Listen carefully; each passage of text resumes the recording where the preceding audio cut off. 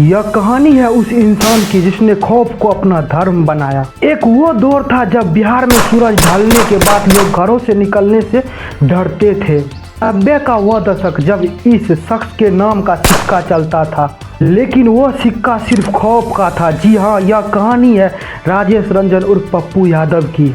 और आज वही दौर है। उस शख्स ने गले तक पानी में उतरकर बाढ़ों में लोगों की जान बचाई। अस्पतालों में जाकर लोगों की आंखों में आंखें डालकर सिस्टम से डायरेक्ट सवाल पूछता।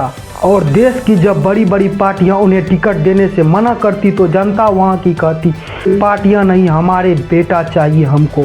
आज बात उस शख्स की है जिसे किसी ने बाहुबली कहा तो किसी ने गुंडा कहा और किसी ने गरीबों का मसीहा कहा। राजेश रंजन उर्फ पप्पू यादव की। सोचिए, जिस इंसान पर कभी हत्या जैसे संगीन आरोप लगा हो, वो आज गरीबों का मसीहा कैसे बन गया?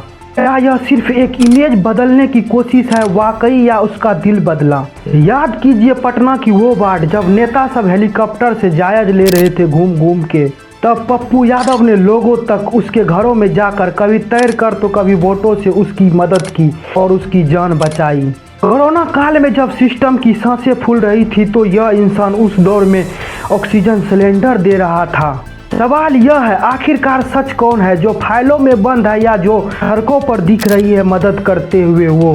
लेकिन दोस्त, कहानी में असली ट्विस्ट तो 2024 के चुनाव में आया। पप्पू यादव ने अपने पार्टी का विलय कर दिया इस उम्मीद में कि उसे इंडिया गठबंधन उसे सिंबल देगा पूर्णिया से। लेकिन राजनीतिक तो राजनीतिक है साहब, यहाँ वादे टूटते देर नहीं लगती है। टिकट नहीं मिला, कहा गया आप बैठ जाइए। लेकिन पप्पू यादव ने क्या कहा? उन्होंने कहा मर जाएंगे लेकिन पूर्णिया नहीं छोड़ेंगे। और पूर्णिया